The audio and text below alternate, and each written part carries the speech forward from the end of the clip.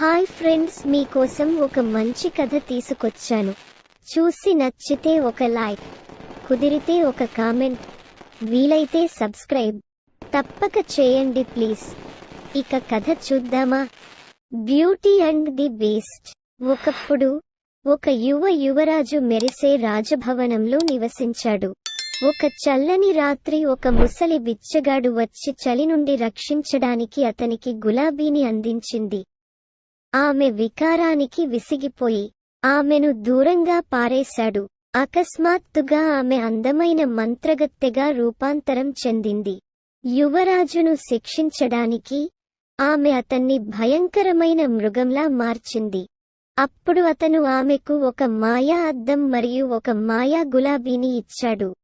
ఆమె 21వ సంవత్సరం వరకు వికసిస్తూనే ఉంటుందని ఆమెకు చెప్పాడు. స్పెల్ను విచ్ఛిన్నం చేయడానికి అతను మరొకరితో ప్రేమలో పడాలి మరియు ఆ వ్యక్తి యొక్క ప్రేమను గెలవాలి. సమీపంలోని ఒక చిన్న గ్రామంలో బెల్లె అనే అందమైన యువతి పట్టణం గుండా వెళుతుంది. పట్టణంలోని ప్రజలకు అభివాదం చేసి తనకు ఇష్టమైన పుస్తకాల దుకాణానికి వెళ్ళింది.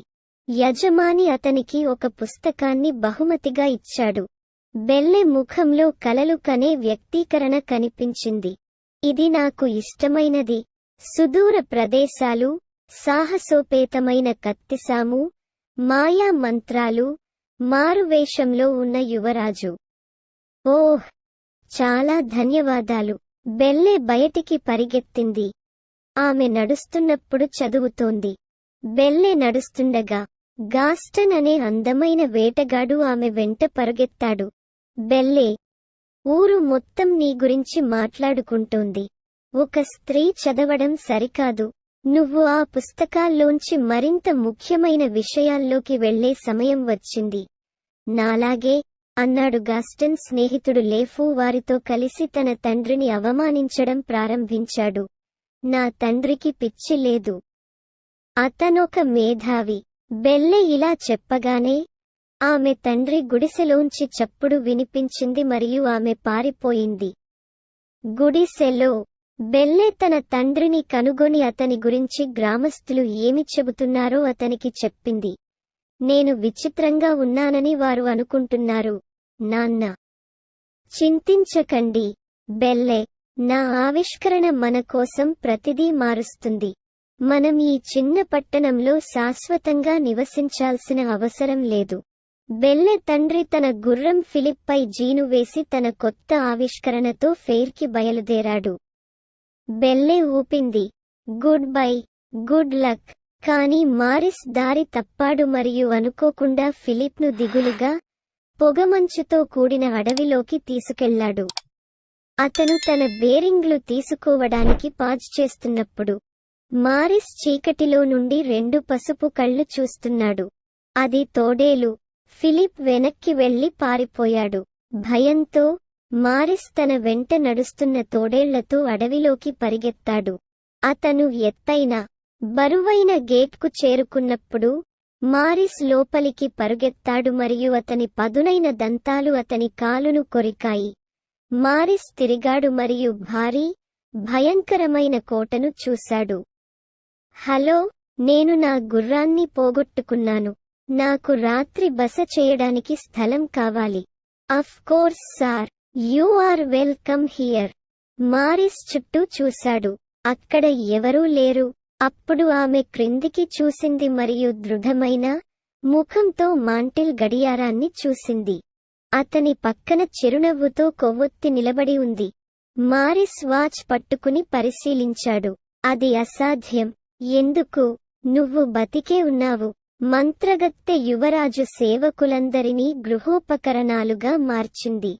కాగ్స్వర్త్ మాంటిల్ క్లాక్ నిరసన వ్యక్తం చేసినప్పుడు క్యాండిలాబ్రా, లూమియర్ మారిస్ను డ్రాయింగ్ రూమ్కి చూపించాడు. అక్కడ అతను మిసెస్ పాట్స్ అనే స్నేహపూర్వక టీకప్ మరియు ఆమె కొడుకు చిప్ అనే అందమైన చిన్న టీకప్ని కలుస్తాడు. అకస్మాత్తుగా తలుపు తెరుచుకుంది. ఒక స్వరం ప్రతిధ్వనించింది, ఇక్కడ ఒక అపరిచితుడు ఉన్నాడు. మారిస్ తన కుర్చీలోంచి దూకాడు. ఒక పెద్ద, బరువైన బొమ్మ నీడలో దాక్కుంది. ప్లీజ్, నాకు ఉండడానికి ఒక స్థలం కావాలి. నీకు ఉండడానికి స్థలం ఇస్తాను. మృగం మారిస్ని పట్టుకుని గది నుండి బయటకు లాగి కుటీర వద్దకు వెళ్ళింది. బెల్లె తలుపు తట్టిన శబ్దం విని దానిని తెరుస్తుంది. Gaston, what a pleasant surprise. Belle, నీ షూస్లో ఉండటానికి ఇష్టపడని అమ్మాయి పట్నంలో లేదు. ఎందుకో తెలుసా? నేను నిన్ను పెళ్లి చేసుకోవాలనుకుంటున్నాను కాబట్టి. గాస్టన్, నేను మాట్లాడలేను. నన్ను క్షమించండి. కానీ నేను మీకు అర్హుడిని కాను. గాస్టన్ వెళ్ళిన వెంటనే అతను పొరపాటున మట్టిలో పడిపోయాడు. బెల్లె బయటికి చూసేసరికి పెళ్లికి ఎదురుచూస్తూ గ్రామస్తులు తన ప్రాంగణంలో గుమిగూడి ఉండడం చూసింది. పూజారి మరియు గాస్టన్ స్నేహితులందరూ అతన్ని అవమానించడాన్ని చూశారు. గ్రామస్తులు మరియు చాలా కోపంగా ఉన్న గాస్టన్ వెళ్లిపోయిన తర్వాత బెల్లె కోళ్లకు ఆహారం ఇవ్వడానికి బయటికి పరిగెత్తాడు. అక్కడ అతను ఒంటరిగా ఫిలిప్ను కనుగొన్నాడు. ఫిలిప్, నువ్వు ఇక్కడ ఏం చేస్తున్నావు? పాపా ఎక్కడున్నాడు? గుర్రం అశాంతికి గురైంది. భయపడి బెల్లె ఫిలిప్ పైకి దూకి తిరిగి రహస్యమైన అడవిలోకి పరిగెత్తుతుంది. వెంటనే వారు రాజభవనాన్ని కనుగొన్నారు. ఇది ఏ ప్రదేశం? బెల్లె ఫిలిప్ను స్వాధీనం చేసుకోవడానికి ప్రయత్నిస్తాడు. అప్పుడు ఆమె నేలపై పడి ఉన్న మారిస్ యొక్క టోపీని చూసింది. చీకటిగా ఉన్న కోట లోపలికి పరుగెత్తి విశాలమైన, నిర్జనమైన కారిడార్లలో తిరుగుతుంది. పాపా, మీరు ఇక్కడ ఉన్నారా? ఇది బెల్లె. ఎవరూ సమాధానం చెప్పలేదు. కాని బెల్లెకు మాయా వస్తువులు తనను చూశాయని తెలియదు. ఆనందంతో లూమియర్ మాంటెల్ గడియారం చుట్టూ నృత్యం చేశాడు. చూడలేదా? అది ఆమె మంత్రం విరగడానికి వచ్చింది. వారిని చూడకుండా బెల్లె తన తండ్రి కోసం వెతుకుతూనే ఉంది. చివరికి బెల్లె మారిస్ను ఒక టవర్లో లాక్ చేయడాన్ని కనుగొంటాడు.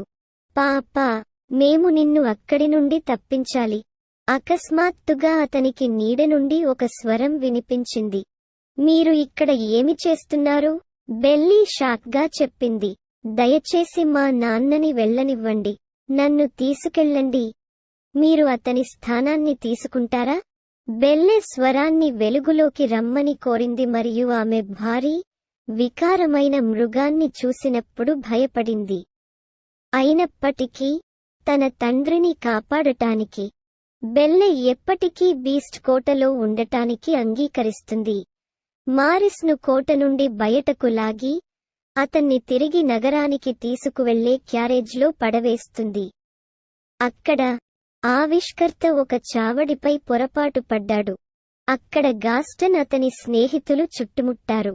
దయచేసి, నాకు మీ సహాయం కావాలి. ఒక భయంకరమైన మృగం బెల్లెను చెరసాలలో బంధించింది.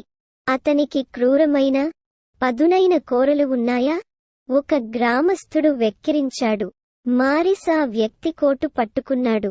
అవును, నువ్వు నాకు సహాయం చేస్తావా? మేము మీకు సహాయం చేస్తాము, పెద్దాయన. గాస్టన్ మరియు అతని స్నేహితుడు ఆవిష్కర్తను సత్రం నుండి బయటకు విసిరారు. కానీ మారిస్ యొక్క వైల్డ్ స్టోరీ గాస్టన్కు ఒక ఆలోచన ఇచ్చింది. కోట వద్ద బెల్లె భయంతో మేడమీద ఉన్న మృగాన్ని అనుసరిస్తుంది. ఒక్క క్షణం ఆగిపోయాడు. ప్యాలెస్ ఇప్పుడు మీ ఇల్లు, కాబట్టి మీరు మీకు కావలసిన చోటికి వెళ్ళవచ్చు. వెస్ట్ వింగ్ తప్ప. బెల్లీ వెనక్కి తిరిగి చూసింది. వెస్ట్ వింగ్లో ఏముంది? అది నిషేధించబడింది. తదేకంగా చూస్తూ బీస్ట్ తన గది తలుపు తెరిచాడు. నువ్వు నాతో డిన్నర్కి వస్తావు. ఇది రిక్వెస్ట్ కాదు. మృగం వెళ్ళినప్పుడు బెల్లె మంచం మీద పడుకుంది. నేను ఈ జైలు నుండి తప్పించుకోలేను, లేదా నా తండ్రిని మళ్లీ చూడలేను. బదులుగా ఆమె వంటగదికి వెళ్ళింది. మంత్రించిన వస్తువులన్నీ అతనికి తినిపించి అలరించాయి. కాగ్స్వర్త్ అతన్ని పర్యటనకు తీసుకెళ్లడానికి అంగీకరిస్తాడు. బెల్లె చీకటి మెట్ల దిగువన ఆగిపోయింది. అక్కడ ఏమి జరుగుతోంది? వెస్ట్ వింగ్లో ఆసక్తికరంగా ఏమీ లేదు. కానీ కాగ్స్వర్త్ చూడనప్పుడు బెల్లె దూరంగా వెళ్లి మెట్లు ఎక్కి విరిగిన అద్దాలతో కప్పబడిన పొడవైన హాలులోకి వెళ్ళింది. బెల్లె జాగ్రత్తగా కారిడార్ చివర తలుపు తెరిచి తడిగా, మురికిగా ఉన్న గదిలోకి ప్రవేశించింది. విరిగిన ఫర్నిచర్, చిరిగిన కర్టెన్లు మరియు గోధుమ రంగు, చిరిగిన ఎముకలతో నిండిపోయింది. గాజు గోపురం కింద మెరుస్తున్న ఏకైక జీవి గులాబీ. మనోహరంగా బెల్లె కవర్ని పైకి లేపి మృదువైన గులాబీ రేఖను తాకడానికి చేరుకుంది. బీస్ట్ గదిలోకి ప్రవేశించడం అతను వినలేదు. ఇక్కడికి రాకూడదని నేను హెచ్చరించాను. బీస్ట్ బెల్లె వైపు కదిలింది. Get out, get out. అతని కోపానికి భయపడి బెల్లె కాగ్స్వర్త్ మరియు లూమియర్లు కోట నుండి బయటకు పరుగెత్తడంతో ఆమె వెనుదిరిగి పారిపోయింది. ప్రామిస్ లేదా నో ప్రామిస్? నేను ఇక్కడ ఒక్క నిమిషం కూడా ఉండలేను. ఆమె ఫిలిప్ను కనుగొంది మరియు వారు భయంకరమైన, ఆకలితో ఉన్న తోడేళ్ల సమూహాన్ని చూసే వరకు వారు మంచులో పరుగెత్తారు. భయపడి గుర్రం వెనక్కి తగ్గింది మరియు బెల్లె నేలపై పడిపోయింది. బెల్లె ఫిలిప్ను రక్షించడానికి ప్రయత్నించినప్పుడు తోడేళ్లు ఆమెపై దాడి చేసి కేకలు వేయడం ప్రారంభిస్తాయి. అకస్మాత్తుగా ఒక పెద్ద పంజా జంతువులను అతని నుండి దూరంగా లాగింది. ఇది ఒక మృగం. బెల్లె తన పాదాలకు కష్టపడుతుండగా తోడేళ్లు తిరిగి క్రూరంగా అరుస్తూ మృగంపై దాడి చేశాయి. భయంకరమైన అరుపుతో జంతువు తన దాడి చేసేవారిపైకి విసిరింది. ఆశ్చర్యపోయిన తోడేళ్లు అడవిలోకి పారిపోవడంతో జంతువు గాయపడి కింద పడిపోయింది. బెల్లెకు తప్పించుకోవడానికి ఇదే తనకు అవకాశమని తెలుసు. కాని పడిపోయిన మృగాన్ని చూసినప్పుడు ఆమె అతన్ని విడిచిపెట్టలేకపోయింది. ఇదిగో, ఫిలిప్ మీద ఆధారపడు. నేను నీకు రాజభవనానికి చేరుకోవడానికి సహాయం చేస్తాను. ఇంతలో గాస్టన్ మరియు లే ఫ్యూలు మారిస్ను మాన్సియర్ డియార్క్ యొక్క మతిస్థిమితం లేని ఆశ్రమంలో ఉంచాలని యోచిస్తున్నారు. బెల్లె గాస్టన్ను వివాహం చేసుకోవడానికి అంగీకరించకపోతే బెల్లె మృగం యొక్క గాయాలను శుభ్రం చేసి అతని ప్రాణాలను కాపాడినందుకు ధన్యవాదాలు తెలిపారు. తరువాత అతను ఆమెకు ఒక అందమైన లైబ్రరీని చూపించినప్పుడు ఆమె చాలా ఆశ్చర్యపోయింది. నేను నమ్మలేకపోతున్నాను. నా మొత్తం జీవితంలో ఇన్ని పుస్తకాలు ఎప్పుడూ చూడలేదు. మృగం మొదటిసారి నవ్వింది. కాబట్టి ఇది నీదే. ఆ సాయంత్రం మిసెస్ పాట్స్ మరియు ఇతరులు బెల్లెకు ఒక కథను చదవడం చూస్తున్నారు. మృగం మరియు బెల్లె ప్రేమలో పడుతున్నారనే ఆశతో వారు నిండి ఉన్నారు. క్రమంగా ప్యాలెస్లో వాతావరణం మారడం మొదలైంది. బెల్లె మరియు బీస్ట్ కలిసి చదివారు మరియు కలిసి తిన్నారు మరియు మంచులో కలిసి ఆడారు. వారు స్నోబాల్ పోరాటం కూడా చేశారు. బెల్లె కొన్ని పక్షులకు ఆహారం ఇవ్వడానికి ప్రయత్నిస్తున్న పెద్ద, విచిత్రమైన మృగాన్ని చూసినప్పుడు తను ఇంతకు ముందెన్నడూ చూడని దయగల, సున్నితమైన వైపు అతనిలో ఉందని ఆమె గ్రహిస్తుంది. ప్రతిగా బెల్లె అతనిని చూసుకోవడం ప్రారంభిస్తుందని బీస్ట్ ఆశించడం ప్రారంభిస్తుంది. తన రూమ్ క్లీన్ చేసి స్నానం చేసి సాయంత్రానికి రెడీ అయ్యాడు. ఆ సాయంత్రం బెల్లె అతనికి నృత్యం నేర్పినప్పుడు అతను చాలా సంతోషించాడు. ఆమె సంతోషంగా ఉందా అని మృగం బెల్లెను అడిగింది. అవును, నాన్నని చూడాలనిపించింది. ఆయన్ని చాలా మిస్ అవుతున్నాను. ఒక మార్గం ఉంది. ది బీస్ట్ బెల్లెకు మాయా అద్దాన్ని చూపుతుంది. అందులో తన తండ్రి అనారోగ్యంతో తన కోసం వెతుకుతున్న అడవిలో ఓడిపోవడం చూశాడు. మృగం బెల్లె ముఖంలో విచారకరమైన రూపాన్ని చూసినప్పుడు అతను ఆమెను విడిచిపెట్టాలని నిర్ణయించుకుంటాడు. ఒకవేళ అతను మళ్లీ మనిషిగా ఉండలేడు. బెల్లె బయలుదేరే ముందు ఆమెకు మేజిక్ మిర్రర్ను అందజేస్తుంది. దీన్ని మీతో తీసుకెళ్ళండి. తద్వారా మీరు ఎల్లప్పుడూ వెనక్కి తిరిగి చూసుకోవడానికి మరియు నన్ను గుర్తుంచుకోవడానికి ఒక మార్గం ఉంటుంది. హృదయ విదారకంగా బెల్లె ఫిలిప్ నుండి దూరంగా వెళుతున్నప్పుడు బీస్ట్ చూస్తుంది. ఆమె తన పేద తండ్రిని అడవిలో కనుగొన్నప్పుడు బెల్లె అతనిని తన ఇంటికి తీసుకువచ్చింది. తద్వారా ఆమె అతనికి తిరిగి ఆరోగ్యంగా ఉంది. కానీ వారు వచ్చిన వెంటనే ఒక పొడవైన, సన్నని వ్యక్తి తలుపు తట్టాడు. ఇది మాన్సియర్ డియార్క్. అతను తన తండ్రిని మానసిక ఆశ్రమానికి తీసుకెళ్లడానికి వచ్చాడు. లేదు, నేను నిన్ను అనుమతించను. బెల్లె దారిని అడ్డుకున్నాడు. ఏదో భయంకరమైన మృగం గురించి పిచ్చిగా మాట్లాడుతున్నందున మారిస్కు పిచ్చి ఉందని లెఫ్యూ గ్రామస్తులను ఒప్పించాడు. గాస్టన్ బెల్లెను తన చేతుల్లోకి తీసుకున్నాడు. నువ్వు నన్ను పెళ్లి చేసుకుంటే నీపై ఉన్న ఈ చిన్న అపార్థాన్ని నేను క్లియర్ చేయగలను. అవును అని చెప్పు. నేను నిన్ను ఎప్పటికీ పెళ్లి చేసుకోను. మా నాన్నకు పిచ్చి లేదు. నేను నిరూపించగలను. బెల్లె వారికి మేజిక్ మిర్రర్లో ఉన్న మృగాన్ని చూపిస్తుంది. అతను చెడ్డవాడు కాదు. అతను నిజానికి దయ మరియు సౌమ్యుడు. గాస్టన్ కోపంగా అరిచాడు. అతను కూడా ముసలివాడిలానే వెర్రివాడు. మనం మృగాన్ని చంపేస్తామని నేను చెప్తున్నాను. గ్రామస్తుల గుంపు బెల్లె మరియు ఆమె తండ్రిని సెల్లార్లో బంధించి బీస్ట్ కోటపై దాడి చేసింది. గ్రామస్తులు మాయా వస్తువులపై పోరాడుతుండగా గాస్టన్ మృగాన్ని కోట పైకప్పుపైకి నెట్టివేస్తాడు. అడ్డుకునే ప్రయత్నం కూడా చేయని మృగాన్ని కర్రతో కొట్టాడు.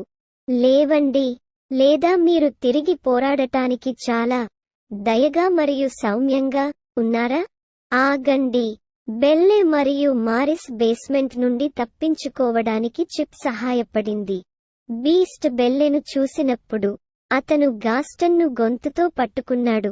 కానీ బెల్లె పట్ల అతని ప్రేమ అతన్ని చాలా మనిషిని చేసింది. ఆమె గాస్టన్ను విడిచిపెట్టి బెల్లెను ఎదుర్కొంది. హెచ్చరిక లేకుండా గాస్టన్ బీస్ట్ను వెనుక భాగంలో పొడిచాడు. మృగం గర్జించింది. గాస్టన్ వెనుదిరిగి అతని మరణానికి గాయమైంది.